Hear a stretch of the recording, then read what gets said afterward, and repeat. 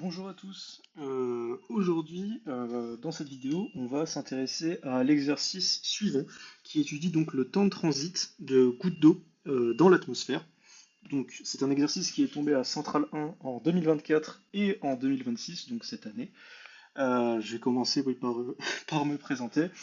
Donc, j'étais en psy cette année en 5 demi et j'ai pu intégrer à l'issue des concours Central Supélec. Et aujourd'hui, je vais proposer donc une correction de cet exercice, mais surtout l'utiliser comme support pour en fait vous montrer le comportement qu'il faut adopter lors d'un oral de physique à Central, bien sûr. Hein, ça, je sais pas comment il faut le présenter à Mimpon ou aux ENS, ce sera sûrement pas de la même manière.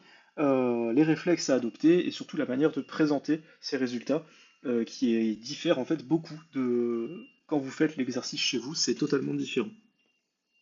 Alors, donc pour celui qui souhaite faire l'exercice, vous pouvez prendre un screen ici et ensuite revenir sur la correction. Donc c'est vraiment mieux de le chercher par soi-même et d'ensuite revenir dessus. Parce que le problème des exercices de physique, c'est que c'est pas comme en maths où vous allez vraiment bloquer. Il y a souvent des manières en physique de gruger un petit peu en oubliant certaines hypothèses ou quoi. Je pense par exemple à la question 2A. Donc essayez vraiment d'être rigoureux et si vous bloquez sur quelque chose, revenez. Encore une fois, c'est qu'une proposition de correction, je n'ai pas la prétention que ce soit parfait, et de toute façon, c'est pas le but. Le but, c'est vraiment simplement de l'utiliser comme support pour vous montrer le déroulé d'un exercice, d'un oral de centrale physique 1, donc c'est-à-dire l'oral sans informatique, bien sûr. Alors, donc, on étudie la chute d'une goutte sphérique, et en fait, à travers l'exercice, on va étudier différents modèles. Voilà, donc ça, c'est une chose qui est bien, c'est-à-dire que quand vous arrivez à l'oral, c'est bien vu par le jury, en fait, de prendre connaissance de l'entièreté de l'exercice et de le résumer simplement, de dire qu'est-ce que vous allez faire pendant ces 25 minutes, la première étape, la deuxième étape, la troisième étape, de segmenter en fait votre travail dès le début comme un sort de sommaire que vous présentez au jury. C'est vraiment quelque chose qui est bien vu. Donc, on a bien sûr ici un exercice de mécanique, et dans la première question, on étudie la chute d'une goutte d'eau, et on considère un modèle de frottement linéaire. Donc, face à un tel exercice, et de manière très générale, la première chose à faire, c'est de faire un schéma. Mais quand vous faites un schéma, ça peut être à double tranchant, il faut faire attention. Je vais commencer par faire un schéma assez simple. Voilà, donc je modélise ici ma goutte et je rajoute l'axe OZ. Et c'est à partir de là qu'il faut faire attention. Parce qu'en fait, c'est écrit dans les rapports de jury, si vous faites un schéma mais que vous recopiez simplement la figure, bah, ça n'a pas d'intérêt. Parce que ça... Et le jury peut comprendre que vous essayez simplement de gratter du temps. Et alors là, vraiment, ça, votre note va en pâtir. C'est pourquoi, quand vous faites un schéma, essayez toujours de rajouter un maximum d'informations. En fait, il faut qu'il y ait une plus-value sur le schéma. Donc, c'est-à-dire que là, par exemple, on sait que la goutte est de rayon A, vous pouvez préciser A. De plus, vous savez que la masse volumique de la goutte est ρ, donc vous pouvez le préciser sur la goutte. Enfin, dans la question 1A, on s'intéresse à une vitesse limite. Donc là aussi, je vais faire un petit aparté. Face à ce genre de questions, vous avez deux possibilités. Ici, on vous demande de calculer la vitesse limite de la goutte.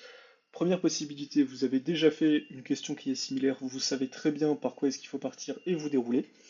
Dans la deuxième partie, et c'est ça qui est le plus intéressant, c'est si vous n'avez pas trop d'idées, alors là, il y a deux réflexes à avoir. En fait, il faut se demander toujours si dans le système que vous étudiez, est-ce que c'est un mouvement simple. Ici, c'est bien un mouvement simple, c'est un mouvement de chute libre. Ensuite, vous vous demandez, est-ce qu'il y a des frottements? Si jamais il n'y a pas de frottement, alors il faut directement faire un raisonnement énergétique. Ça sera beaucoup plus simple. Et en fait, vous aurez souvent un truc qui va vous permettre d'aboutir beaucoup plus rapidement qu'en faisant un PFD. En revanche, s'il y a des frottements, le mieux c'est de faire un PFD. Là, vous revenez un petit peu aux bases. Il n'y a pas trop d'autres solutions. Le PFD va vous sauver. Néanmoins, le PFD, comme tout théorème, a des hypothèses. Et ça, le jury, dans les rapports de jury à Centrale, le disent, que en fait, les hypothèses des théorèmes de mécanique sont très souvent oubliées. Donc on va vite fait les rappeler. Il faut que le système y soit fermé. De plus, il faut préciser le référentiel, bien sûr, et définir le système. Ça va de pair.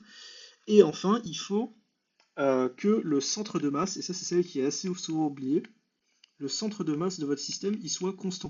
Et donc ça, vous pouvez commencer par le préciser. Donc vous dites dans la question 1A, bah, je vais m'atteler à un PFD, et vous dites, je comprends pourquoi est-ce qu'on nous dit que la goutte est indéformable, parce que si la goutte n'était pas indéformable, mettons que dans sa chute, elle peut passer, ici on est à T, et à T plus dt, elle devient quelque chose comme ça. Et bien son centre de masse, il pourrait être là. Et auquel cas, le PFD ne s'applique plus. Pourtant, le système reste bien fermé. C'est ça, il faut faire un petit peu attention. Donc là, l'hypothèse indéformable, elle est quand même assez cruciale. Alors, oui, d'ailleurs, je préviens, dans tout l'exercice, je ne ferai pas les applications numériques, ça n'a pas une grande importance. Enfin, ça en a une forcément si vous faites l'exercice, mais ici, dans ce cadre-là, c'est pas important. Donc, comme j'avais dit, ici, on va apporter donc notre plus-value et on va définir les forces. Donc, en premier lieu, forcément, vous avez le poids et vous avez également la force de traînée. Et oui, ne pas perdre d'esprit qu'en fait, dans un oral, les questions qui vous sont proposées sur la feuille, c'est les questions entre guillemets officielles. Mais le jury peut surenchérir et vous poser des questions supplémentaires qui affecteront la note, bien sûr. Et il faut savoir répondre rapidement, sinon vous ne pourrez pas traiter le reste des questions. Une question supplémentaire auquel j'avais pensé, vu que c'est pas précisé, on pourrait par exemple vous demander euh, quelle est cette formule. Voilà, donc là vous connaissez votre cours, vous le dites directement, c'est la loi de frottement de Stokes. Et on pourrait vous demander dans une deuxième question supplémentaire, je pense pas qu'on vous le demanderait parce que sinon ça fait perdre vraiment du temps, sachant qu'il faut toujours garder à l'esprit qu'on n'a que 25 minutes pour faire cet exercice. On pourrait vous demander des hypothèses supplémentaires, sous-jacentes en fait, qu'on a effectuées pour appliquer cette force de frottement. Auquel cas, bah, il faut dire qu'on a un écoulement autour de l'obstacle qui est laminaire. Voilà, parce que sinon, bah, vous avez une force de frottement qui est quadratique, donc c'est-à-dire en V carré. Or ici, vous avez une force de frottement qui est dépendante linéaire en vitesse, donc c'est bien Stokes, écoulement laminaire autour, autour de l'obstacle. Voilà, on va calculer la vitesse limite de la goutte, et comme je l'ai dit plus tôt, on va appliquer un PFD. Pour ce faire, donc la première étape, définir notre système. Donc ici, le système, c'est la goutte. On a bien un système fermé. On applique le référentiel. Donc encore une fois, pour le référentiel, faut vraiment réfléchir. Dans le sens où, si vous avez un truc dont l'expérience peut se faire en laboratoire, c'est toujours mieux de préciser le référentiel du laboratoire supposé galiléen, le RLSG. Néanmoins, ici, en fait, on voit que dans la suite de l'exercice, bah, ça sera le temps de transit des gouttes dans l'atmosphère. Donc voilà, on a une donnée qui est quand même assez grosse. On s'imagine bien qu'on ne peut pas faire un laboratoire dans l'atmosphère. Donc ici, le référentiel, ce sera le référentiel terrestre supposé galiléen. Vous adaptez en fait votre référentiel à l'énoncé. Ça, c'est important. Et le centre de masse, bah, en fait, on va supposer qu'il sera toujours ici, par hypothèse, donc indéformable. Voilà, donc ça vous le dites à l'oral, hein, pas besoin de l'écrire. En fait, c'est trois choses-là, hein. Globalement, à la limite, peut-être le système et le référentiel, mais sinon, l'hypothèse indéformable, ça vous le dites à l'oral, c'est pas le plus important. Donc, on va appliquer le PFD et on va voir en fait une technique aussi sur le PFD qui évite de perdre du temps. Donc, on définit M, hein, bien sûr, la masse de la goutte, et notre PFD appliqué vectoriellement. Euh, je vais directement écrire Stokes. On obtient l'équation suivante. Et là, premier conseil, en fait, il y a deux possibilités. Souvent, notre prof nous disait qu'en fait, en prépa, on a tendance, quand on voit une équation vectorielle, pour la manipuler, à la projeter, pour avoir une équation scalaire. C'est pas nécessaire. Et en fait, dans les attendus du programme, c'est tout à fait OK de résoudre une équation vectoriellement, une équation différentielle vectoriellement. Même si en maths, je pense que ça pose pas mal de problèmes, en physique, on s'en fiche. Donc ici, en fait, si vous projetez, il y a deux possibilités. La première, donc on va parler ici de projection d'équations différentielles vectorielles. Si vous projetez votre équation, la première possibilité, vous vous trompez, le jury ne va pas apprécier, et il vous demandera de refaire vos calculs, vous perdez du temps. Voilà. Deuxième cas de figure, vous projetez, ça vous rajoute en fait une étape supplémentaire, et vous perdez du temps. alors que vous pouvez simplement tout résoudre vectoriellement et à la fin traduire le vecteur en scalaire et fin. C'est pour ça que c'est mieux en fait de continuer vectoriellement. En plus de ça, c'est pas très courant, donc vous vous démarquez. Donc, on va résoudre cette équation de manière usuelle en divisant par si pi est à A pour faire apparaître le temps caractéristique du régime transitoire de chute de la goutte. Et P, je vais directement l'écrire mg. Hein.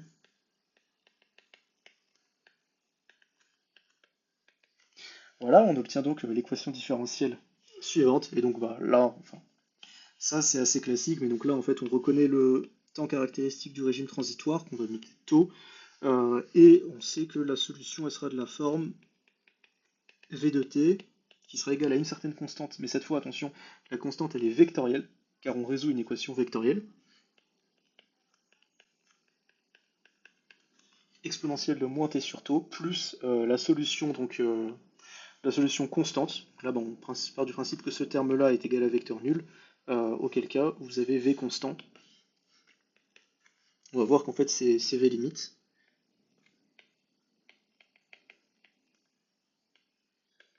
Voilà, vous obtenez donc l'équation suivante. Et bah là, bien sûr, vous avez ce terme-là qui décrit le régime transitoire et celui-là qui décrit le régime permanent. Voilà. Donc, nous, bien sûr, la vitesse limite, en fait, ça correspond à la vitesse en régime permanent, c'est-à-dire quand vous faites tendre t vers plus l'infini. Donc, finalement, vous voyez que v limite, c'est égal à m sur si pi est à a, g. Et donc, en fait, vous n'avez même pas besoin de le projeter, parce que ça sera clair comme ça. Donc voilà, vous avez obtenu v limite sans jamais projeter, ce qui est plus rapide. Donc, je vais mettre le résultat ici, et on va l'encadrer. Alors à la limite, où est-ce que je me disais, c'est qu'on peut peut-être faire apparaître le temps caractéristique, ouais, on va le faire apparaître. Du coup, ça nous fait qu'en fait c'est égal à taux g, et on va plutôt encadrer ça. Voilà. Donc on a déterminé à ce stade-là v limite, et dans la deuxième question, l'atmosphère est modélisée, blablabla, et on souhaite évaluer le temps de transit. Alors là, il y a deux modélisations possibles, une qui va vous faire perdre énormément de temps, et de mon côté ça n'a pas abouti, et une qui est plus axée physique et qui marche mieux. Donc en fait en physique, il faut toujours garder à l'esprit que les calculs que vous menez n'ont pas vocation d'être parfaits. Forcément vous faites des approximations, donc faire une approximation de plus ou de moins, tant qu'elle est justifiée, c'est bon. Là ici c'est ce qu'on va faire. Parce que en fait, en temps normal, nous ce qu'on sait c'est que V c'est égal ici, vu qu'on a un mouvement de chute, hein, on est uniquement sur OZ, V c'est égal à dz sur dt. De ce fait, on a, nous je rappelle hein, que l'atmosphère c'est une couche uniforme de hauteur h et on souhaite évaluer le temps de transit. Donc en fait c'est-à-dire que là on a tout l'atmosphère, voilà, ATM, et en fait on souhaite déterminer le temps pour que la goutte elle passe dans l'atmosphère. Voilà. Et donc justement, là ici, face à ça, bah, le premier réflexe en fait c'est de sortir une intégrale. Parce qu'on remarque bien que notre vitesse, elle possède deux termes. Un terme de régime transitoire et un terme de régime permanent. Donc vous ne pouvez pas directement affirmer que V est égal à V lim. Sinon, ce serait beaucoup trop simple. Donc là, vous écrivez dt est égal à dz sur V. Donc là, en fait, vous intégrez entre le temps où ça rentre dans l'atmosphère et le temps où ça sort de l'atmosphère. Donc finalement, vous avez votre temps qu'on peut noter, il l'appelait comment? Temps de transit, donc on va le noter tt. Vous avez tt qui est égal à l'intégrale de 0 à h de dz sur v. Le problème, c'est que vous, l'expression de v que vous avez, elle dépend de t. Donc en fait, de cette manière-là, vous allez être bloqué. Donc là, un truc qui peut être bien, c'est de se demander en fait l'importance du régime transitoire. À quel point celui-là va, entre guillemets, être important sur tout le mouvement. Et en fait, au bout de combien de temps est-ce qu'on va atteindre le fameux régime permanent qui est régi donc par Vlim, Vlim qu'on connaît déjà. Surtout qu'en plus, Vlim, un truc qu'il faut garder en tête, c'est qu'on nous demandait de faire l'application numérique. Ici, j'ai précisé que je ne ferai pas les applications numériques, Néanmoins, en temps normal, on vous demande de la faire. Ça a son importance. Donc, ce que vous pouvez faire, c'est en fait partir du principe, donc faire l'hypothèse. Vous dites hein, à l'oral, vous n'êtes pas obligé de l'écrire, mais vous mettez hypothèse euh, que en fait le régime permanent est, entre guillemets, hein, parce que ça n'a pas trop de sens, vite atteint.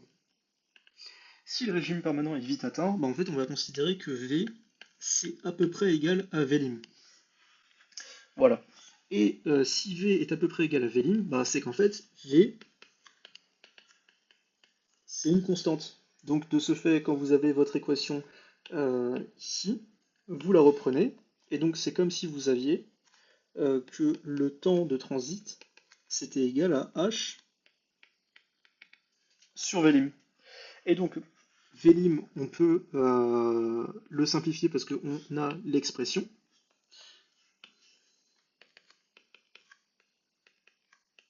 H sur tau G. Et donc là, maintenant, ce que vous allez faire, en fait, c'est de comparer le temps de transit avec tau.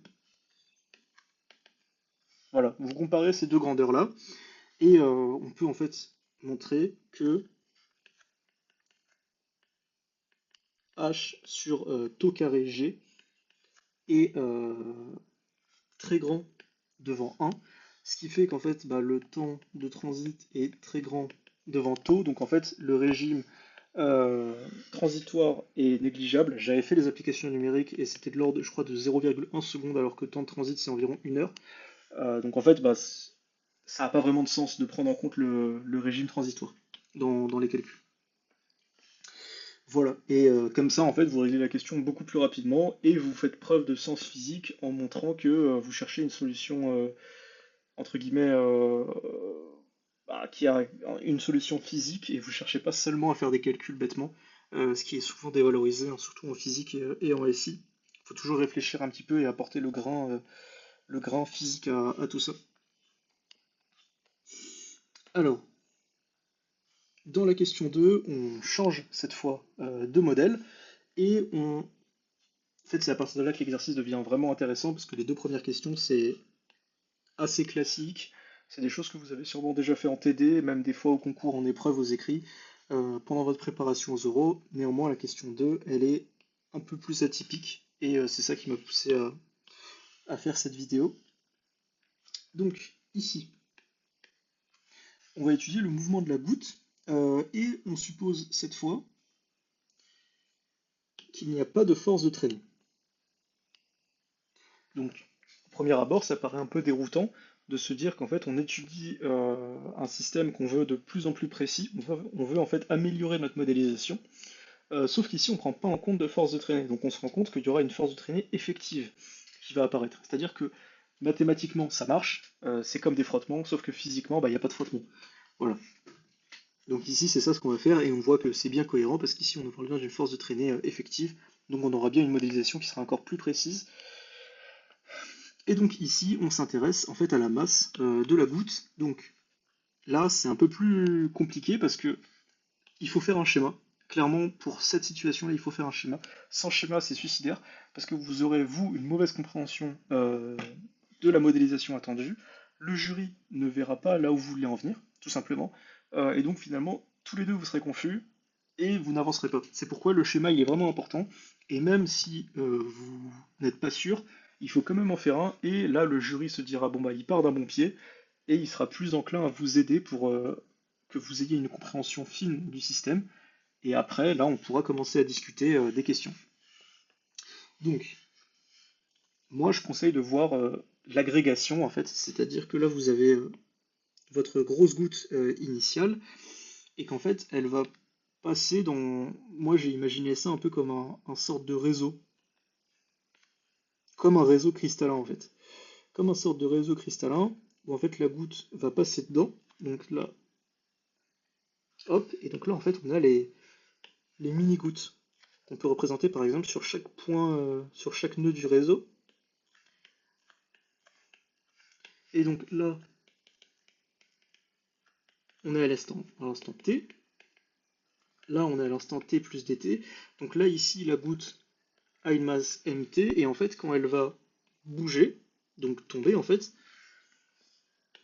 bah, les petites gouttes vont s'agréger à la grosse goutte. Ce qui fait que sa masse va augmenter et finalement à la fin, vous obtenez une goutte d'une masse beaucoup plus importante. Donc ici j'ai fait des ovales mais c'est bien des cercles, hein, ça reste des cercles.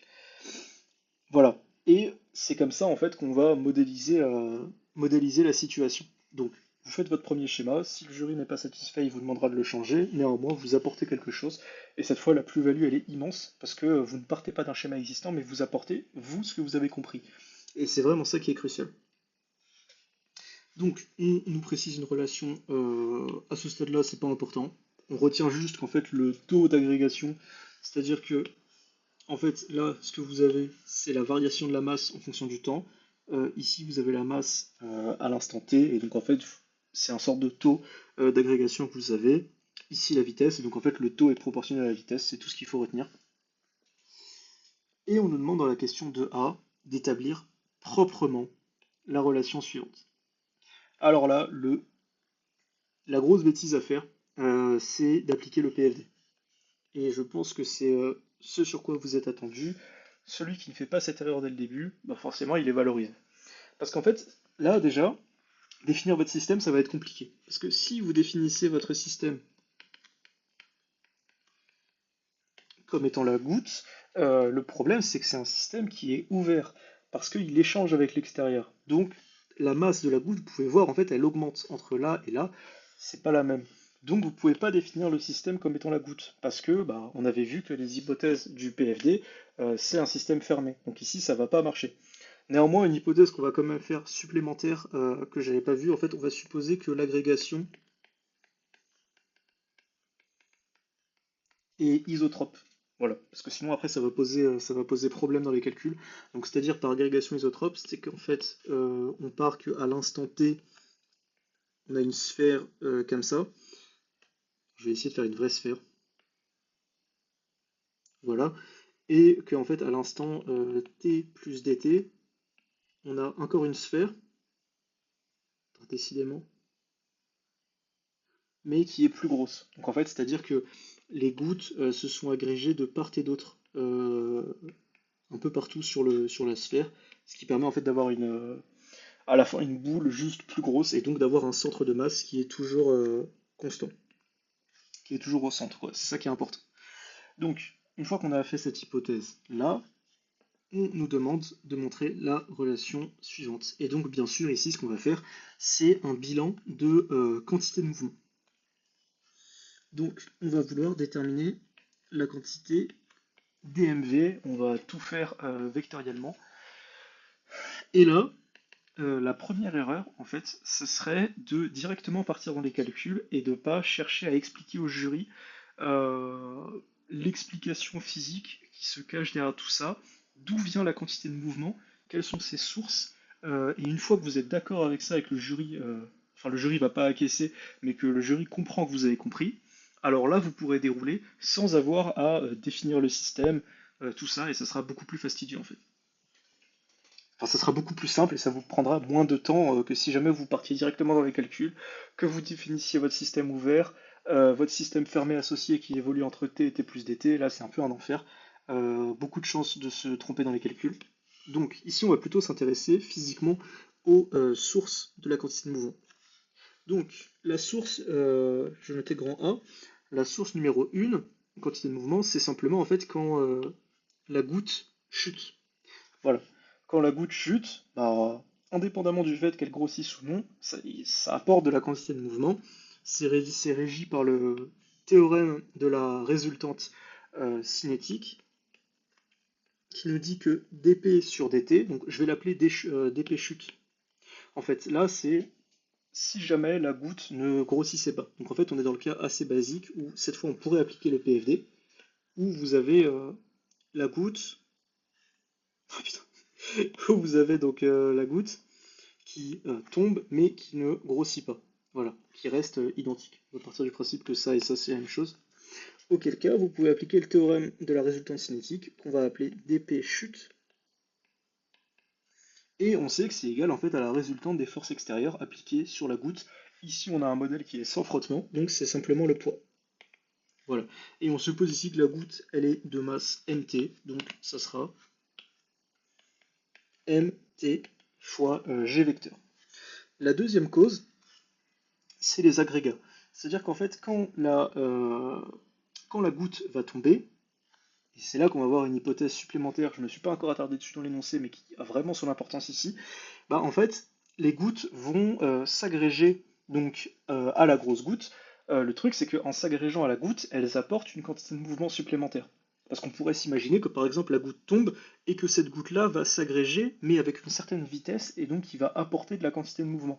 On pourrait aussi imaginer par exemple que ces gouttes-là ne sont pas fixes dans un réseau, mais que par exemple cette goutte-là tombe et la goutte aussi tombe, sauf que celle-là va, entre guillemets, interagir avec l'autre et s'agréger. Voilà.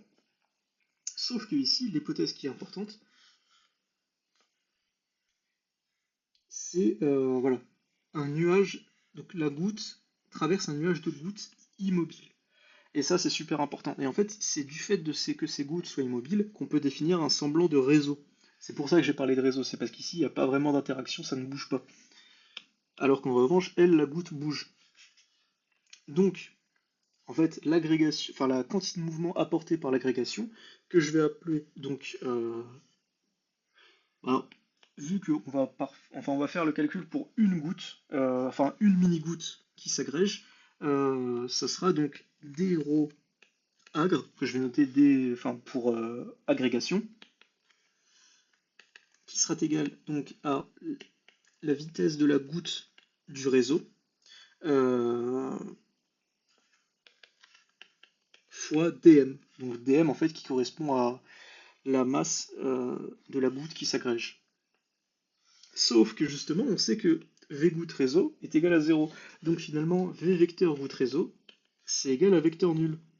Donc, finalement, quand vous faites votre bilan de quantité de mouvement, bah, vous obtenez que c'est égal à d rho chute plus d rho agré. Sauf qu'on a vu que cette quantité est égale à vecteur nul, donc dmv est égal à dp chute, qui est égal à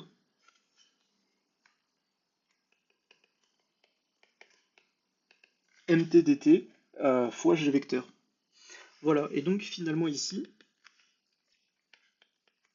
on a bien montré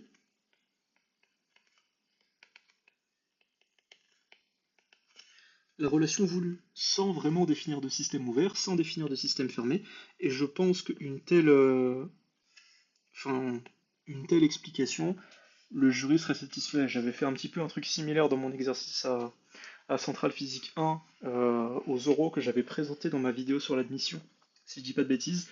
Mais enfin voilà, j'en avais parlé, c'est à peu près la même chose que j'avais fait. J'avais pas vraiment défini de système et j'étais pas trop rentré dans les calculs, j'avais simplement expliqué physiquement ce qui se passait et le jury était satisfait. Voilà. Donc faut vraiment penser à ça et ne jamais partir de les calculs trop vite parce que déjà les calculs ça prend du temps.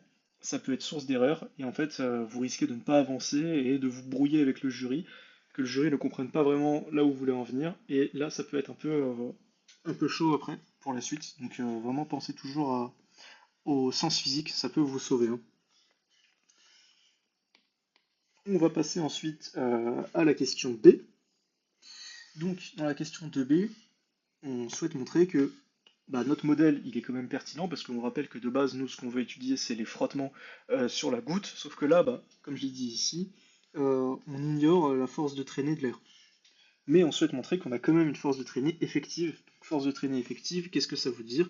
Ça veut dire que mathématiquement, c'est ok. Physiquement, en fait, il n'y a pas de frottement. Mais on arrive quand même à modéliser des frottements.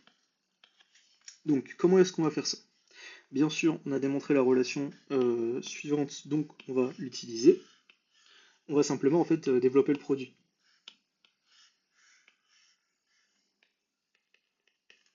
Donc, par la formule de dérivée du produit usuel, toujours en restant dans une relation vectorielle, hein, bien sûr.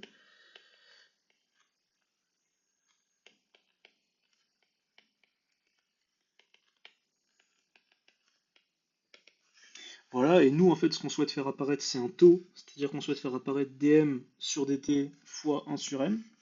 Donc, bah, on va simplement diviser par m.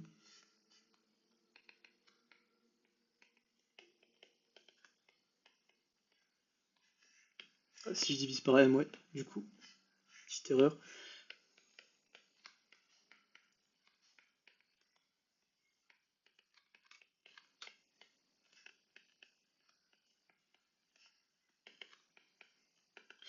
Voilà, on obtient donc la relation suivante. Or, on sait que cette quantité-là, on sait l'exprimer, car d'après l'énoncé, c'est égal à lambda v. Voilà. Et finalement, on obtient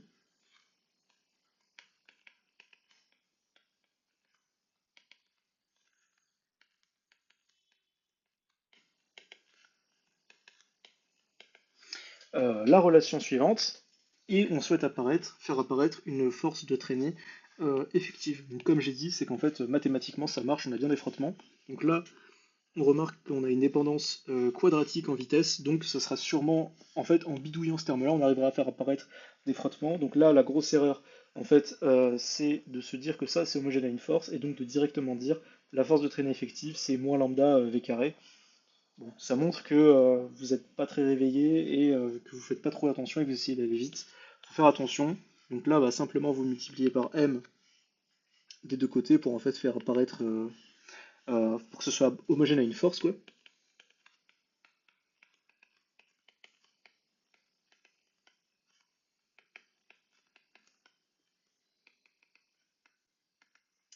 Et vous avez donc bien ici la force de traînée effective qui est donc égale à moins lambda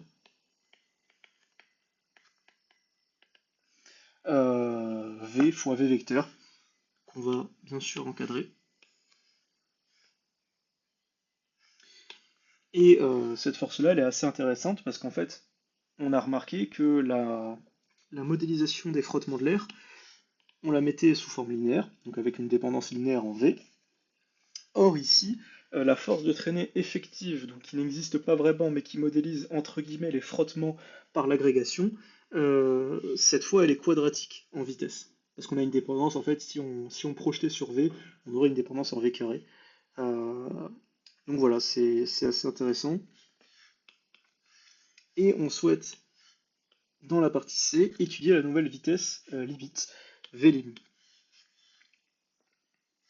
Donc, pour déterminer Vlim, bien sûr, ici, l'idée, ça ne sera pas du tout de procéder comme dans la question 1, parce que dans la question 1, on avait directement en fait résolu l'équation différentielle. Or, le problème, c'est qu'ici, on a une équation différentielle sur V qui est non linéaire. Nous, en fait, notre équation différentielle, c'est celle-ci. Elle est non linéaire, pourquoi? Parce qu'on a une dépendance en V carré ici, chose que l'on ne sait pas résoudre. Donc, ce que l'on va faire, c'est en fait simplement partir du principe, et là faire des grosses approximations, que en régime permanent, ce terme-là est égal à vecteur nul. Donc, finalement, on obtient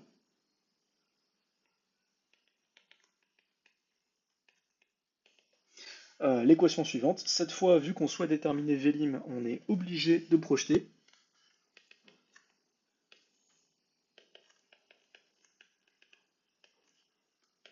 Et finalement, par positivité hein, de la vitesse,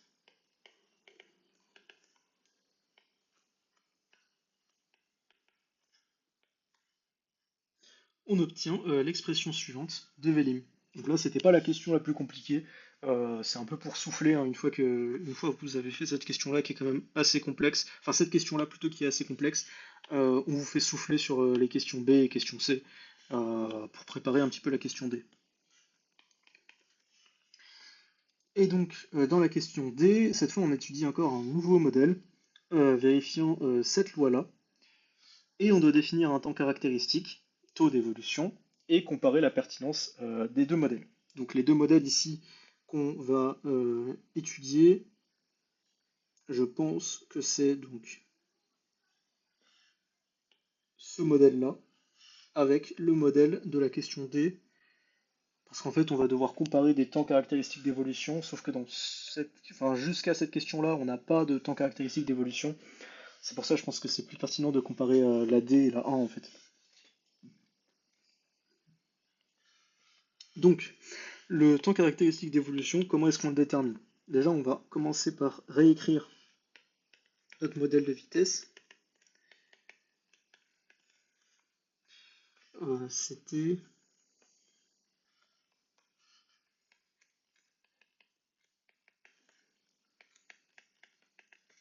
Voilà, racine de lambda gt z. Vu que tangente hyperbolique c'est une formule mathématique, son argument qui est racine de lambda g fois t est adimensionné. De ce fait, on sait que 1 sur racine de lambda g c'est homogène à un temps. Donc on peut définir directement le temps d'évolution par taux qui est égal donc à 1 sur racine... Ah oui, je me suis trompé. 1 sur racine de lambda g. Et donc on a cette fois notre temps caractéristique d'évolution. Et donc je vais le noter taux 2 vu que le premier je l'avais noté taux aussi, j'avais pas fait gaffe. Voilà. Et on souhaite ensuite comparer la pertinence des deux modèles. Donc là ce qu'il faut faire en fait simplement c'est comparer le rapport taux 2 sur taux. Hein. Taux, je rappelle, c'est égal taux, c'est cette quantité-là. Voilà.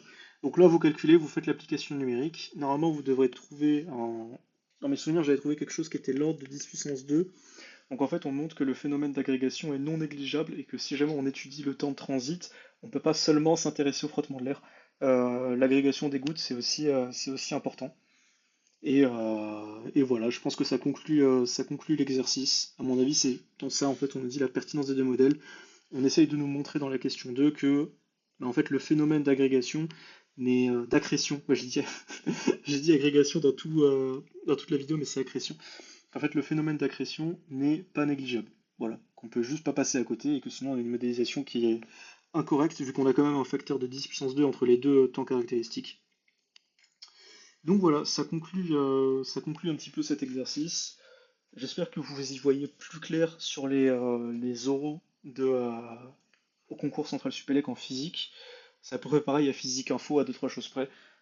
Si vous voulez des exercices d'ailleurs de physique info, dites-moi, je peux en corriger parce que j'en ai qui sont tombés cette année à Centrale. Euh, Pareil pour maths info, parce que c'est vrai que pour l'instant j'ai fait des exercices sans informatique, mais je peux en faire avec informatique vu que c'est quand même un format qui tombe, quoi. Sinon, bah, c'est à peu près tout. J'espère que vous y voyez plus clair sur comment est-ce qu'il faut se comporter pendant l'oral, le genre de questions supplémentaires qu'on peut attendre, les réflexes à avoir aussi. Hein. Néanmoins, voilà, si vous avez des questions, n'hésitez pas. Je pourrais y répondre en commentaire. Mais enfin voilà, je pense que ce sera tout pour cet exercice.